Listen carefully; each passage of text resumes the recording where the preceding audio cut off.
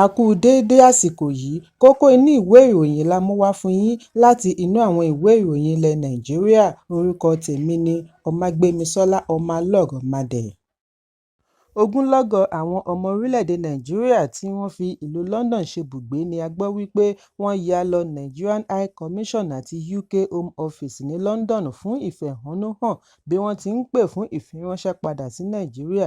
Deportation ọ̀gá àgbà àná fún iléeṣẹ́ epo NNPCL Mele Kyari láti lọ kojú ìwádìí ẹ̀sùn ìwà ìbàjẹ́ tó ń lọ ní Nàìjíríà lábẹ́ umbrella Rescue Nigeria Now (RNN) ni àwọn olùfẹ̀hónúhàn fi kórajọ sí àjọ ìjọba méjèèjì ní ọjọ́ Ajé, ọjọ́ 12 oṣù karùn-ún ọdún 2025 níbi tí wọ́n ṣe àgbékalẹ̀ ìwé ẹ̀dùn ọkàn wọn sí.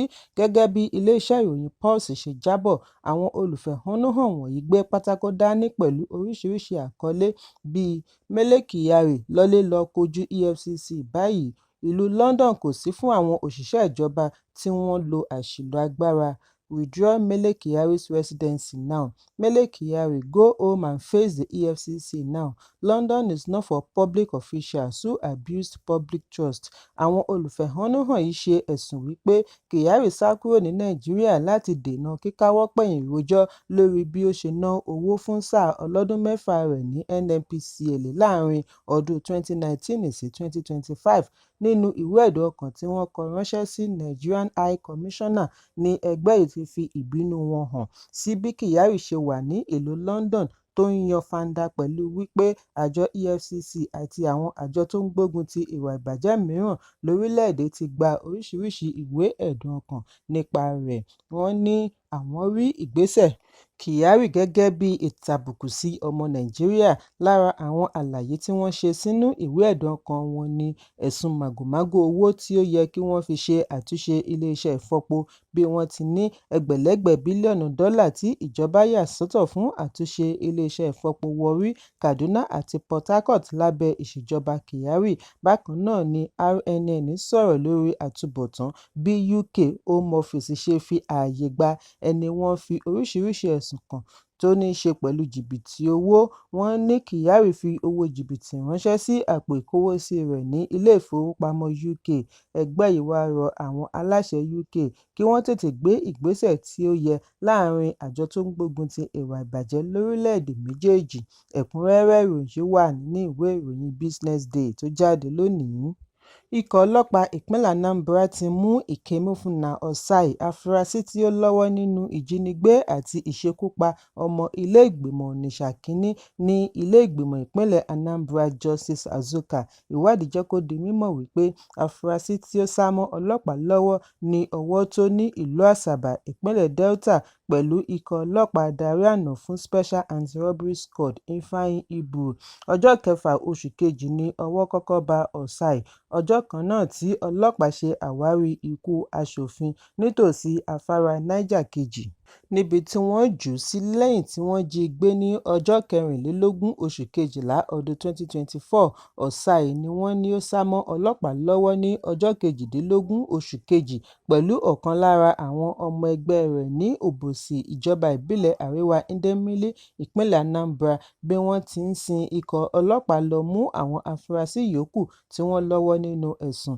Nínú àtẹ̀jáde àná ni agbẹnusọ ọlọ́pàá ìpínlẹ̀ SP Tochukwu Ikenga ti ní ọwọ́ tó Osai ní ọjọ́ 7 oṣù karùn-ún lẹ́yìn ọ̀pọ̀lọpọ̀ akitiyan bí wọ́n ti ń tọpinpin rẹ̀ káàkiri ìpínlẹ̀ kan sí òmíràn àti ẹnu ibodè orílẹ̀-èdè.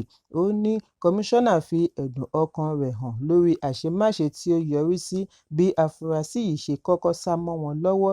Ní báyìí, afurasí ọ̀hún ti ń ran ọlọ́pàá lọ́wọ́ lórí bí wọ́n ṣe rí àwọn afurasí yòókù mú kí wọ́n sì bá gbogbo iṣẹ́ wọn jẹ́.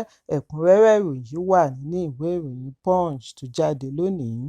Sínétọ̀ tó ń ṣaṣojú Àríwá Edo Adams Oshiomhole ti pe olóòtú ètò lórí amóhùnmáwòrán Arise àti agbẹnusọ àná fún ààrẹ ìjẹta Goodluck Jonathan, dókítà Reuben Abati níjà lórí ohun tí ó ṣe àpèjúwe rẹ̀ ní àìníbọ̀wọ̀ àti ọ̀rọ̀ àbùkù tí ó sọ lórí ẹ̀rọ amóhùnmáwòrán Live Television. Lánàá ni Oshiomhole pe Abati níjà níbi ìfọ̀rọ̀wánilẹ́nuwò orí ẹ̀rọ amóhùnmáwòrán Channels níbi tí ó ti fèsì sí bí Abati ti kojú gómìnà àná fún ìpínlẹ̀ Delta Ifeanyi Okowa. Oshiomhole ní ìyàlẹ́nu ńlá ni ó jẹ́ pẹ̀lú ìbéèrè tí odidi senior editor ń béèrè lọ́wọ́ Okowa wípé ṣé ó gba àṣẹ lọ́wọ́ Oshiomhole kí ó tó kọjá sí ẹgbẹ́ òṣèlú APC. Oshiomhole tí í ṣe ààrẹ àná fún ẹgbẹ́ òṣìṣẹ́ àti gómìnà àná fún ìpínlẹ̀ Delta ní gbólóhùn yìí kù díẹ̀ káàtó fún Abati láti máa sọ wípé òun ní irúfẹ́ agbára bẹ́ẹ̀ láàrin ẹgbẹ́ òṣèlú APC. Ó ní kí ni ipò òun láàrin ẹgbẹ́ láti máa dá ẹnikẹ́ni lẹ́bi, bí ó tilẹ̀ jẹ́ wípé kò dárúkọ Abati nínú ọ̀rọ̀ rẹ̀, ṣùgbọ́n àwọn àkàwé rẹ̀ láti ẹ̀yìnwá tọ́ka sí Abati. Bákan náà ni ó ṣe ìrántí bí àjọ EFCC ṣe fi ọwọ́ ṣìkún òfin mú Abati lẹ́yìn sáà rẹ̀ gẹ́gẹ́ bí agbẹnusọ fún ààrẹ ìjẹta Goodluck Jonathan. Oshiomhole ní ṣé òun ni òun gba ìyọ̀ǹda aláìnítìjú yìí kí ó tó wá fi PDP sílẹ̀ lọ ibòmíràn. Ó ní àyájọ́ ọjọ́ àwọn òṣìṣẹ́ ni ó ń sọ kiri wípé àwọn adarí ẹgbẹ́ òṣìṣẹ́ kan ń ṣe ìfẹ̀hónúhàn láti jà fún ẹ̀tọ́ àwọn òṣìṣẹ́ láì lè dárúkọ òun wípé òun lòun darí ìfẹ̀hónúhàn.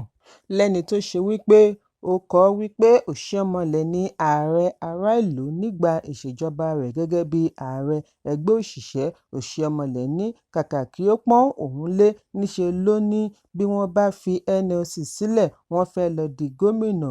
Oshiomhole parí ọ̀rọ̀ rẹ̀ báyìí wípé bí inú bá ń bí ẹ nítorí o fẹ́ di igbákejì gómìnà tí o sì pàdánù níbi ìdìbò ìpínlẹ̀ Ògùn, ṣé ìyẹn ní kí ó wá jẹ́ àwáwí láti máa fi bú mi ni? Ó ní bí ó bá fẹ́ bú òun kí ó má gọ sábẹ́ amóhùnmáwòrán, kí ó jẹ́ kí àwọn pàdé lójú pópó kí wọ́n sì jọ yọwọ́ ẹ̀ṣẹ́.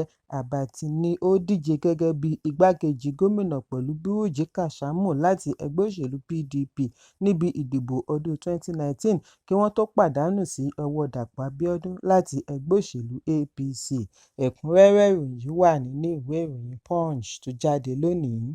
Ààrẹ Bọ́lá Tinubu ti sọ lánàá wípé òun yóò túbọ̀ gbájúmọ́ àtúpalẹ̀ òfin láì wo ẹnu àtẹ́ tí wọ́n ń bù lù ú nítorí wọ́n ti ń so èso rere. Tinubu sọ ọ̀rọ̀ wọ̀nyí lánàá níbi àgbékalẹ̀ ìwé ìtàn ìgbésí ayé autobiography ti Mallam Sule Lamido. Ìwé ẹlẹ́ẹ̀ẹ́dẹ́gbẹ̀ta awẹ́ yìí ni wọ́n pe àkọlé rẹ̀ ní ṣíṣe òtítọ́ sí ara mi, Being True to Myself.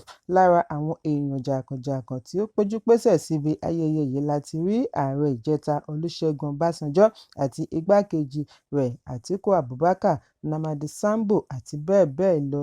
Olórí orílẹ̀-èdè àná General Abdulsalami Abubakar ní alága. Lamido ní mínísítà fún ilẹ̀ òkèèrè nígbà ìṣèjọba sáà kínní Ọbásanjọ́ kí ó tó wá di gómìnà ìpínlẹ̀ Jigawa fún sáà méjì. Mínísítà fún ìròyìn àti ìdánilẹ́kọ̀ọ́ Mohammed Idris tí ó ṣaṣojú Tinubu ní ààrẹ fi ààyè gba ìdánilẹ́kùn constructive criticism ní gbogbo ìgbà látàrí òmìnira ọ̀rọ̀ freedom of speech and democratic engagement, ṣùgbọ́n kò ní fi ààyè gba kí ẹnikẹ́ni ṣì lọ́kàn láti má ṣe ohun tí ó tọ́ fún orílẹ̀-èdè. Ó ní ṣé ká sọ wípé ibi tí ó yẹ kí a wà ni a wà, iṣẹ́ ṣì pọ̀ láti ṣe. Tinubu sì ti fi àpẹẹrẹ hàn wípé òun kájú ẹ̀ láti fi ẹsẹ̀ orílẹ̀-èdè lé ipa ìgbéga àti ìdàgbàsókè. Ẹ̀kúnrẹ́rẹ́ ìròyìn yìí wà nínú ìwé ìròyìn The Nation tó jáde lónìí. Amúgbálẹ́gbẹ̀ẹ́ Àtíkù Abubakar Paul Ibe ti ṣe àpèjúwe ọ̀rọ̀ tí mínísítà agbègbè ilé ìjọba Nyesom Wike sọ bí ó ti ṣe àpèjúwe ẹgbẹ́ òṣèlú PDP ní ẹgbẹ́ tó ń rì. Ó ní bí ìgbà tí èèyàn ro ikú ro mọ̀lẹ́bí ara rẹ̀ ni. Ó ní ọ̀dàlẹ̀ tí ó yanilẹ́nu ni èyí jẹ́ sí ẹgbẹ́ òṣèlú rẹ̀. Níbi ìfọ̀rọ̀wánilẹ́nuwò àná ní ìlú Àbújá ni Ibe ti ṣe àpèjúwe àjọṣepọ̀ Wike àti ẹgbẹ́ òṣèlú APC pẹ̀lú àfiwé ikú PDP ní àbùkù ńlá. Ó ní irúfẹ́ ọ̀rọ̀ báyìí láti ẹnu gómìnà PDP àná kò lẹ́tọ̀ọ́. ó ní ipa aburú ló ní lórí ẹgbẹ́ tí ẹsẹ̀ rẹ̀ kò fẹ̀kàn tẹ́lẹ̀ dúró déédéé. Ibe ní ó ṣeé gbọ́ bí Ganduje, adarí ẹgbẹ́ tó ń ṣèlú lọ́wọ́lọ́wọ́ bá sọ irúfẹ́ ọ̀rọ̀ bẹ́ẹ̀, ṣùgbọ́n kò tọ́ sí Wike láti máa kín Ganduje lẹ́yìn wípé PDP á ti kanlẹ̀ pátápátá bí ó bá máa fi di ìparí ọdún 2025. Ibe ní ọ̀rọ̀ tí Wike sọ tóbi, èyí sì ṣe àpẹẹrẹ irúfẹ́ ìwà rẹ̀ bí ó ti fi wé ẹni rokúro ọmọ tàbí ẹbí rẹ̀. Ẹgbẹ́ òṣèlú PDP tí ó ti fìgbà kan rí gba ipò òṣèlú orílẹ̀-èdè ni ó wá ń kojú ìṣòro báyìí.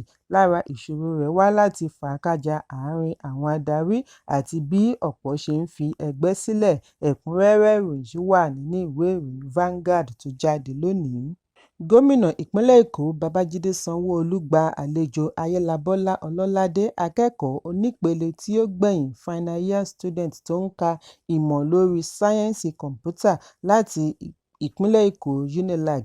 Àìpẹ́ yìí ni Ọlọ́ládé di ìlúmọ̀ọ́ká lẹ́yìn tí ó rin ìrìn oge catwalk fún 130.62 kìlómítà láti fi tàn balẹ̀ gẹ́gẹ́ bí ẹni rìn jù the longest distance walked on a runway model nínú ìwé ìtàn Guinness World Record tí ó wáyé ní Indoor Sports Center ní UNILAG lẹ́yìn ọdún 39.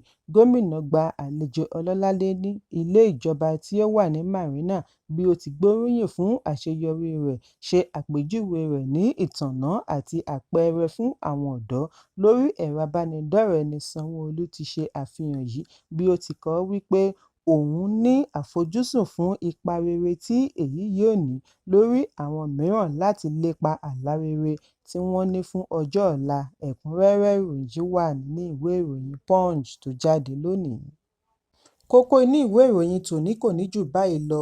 Ẹ pàdé mi ní ìrọ̀lẹ́ fún àkọ́tún ìròyìn. Kí a tó lọ, ẹ má ṣaláì fi àkíyèsí yín ránṣẹ́ kí ẹ sì bá wa subscribe sójú náà wa lórí YouTube kí kókó inú ìwé ìròyìn lè máa tẹ̀ yín lọ́wọ́ ní kíákíá.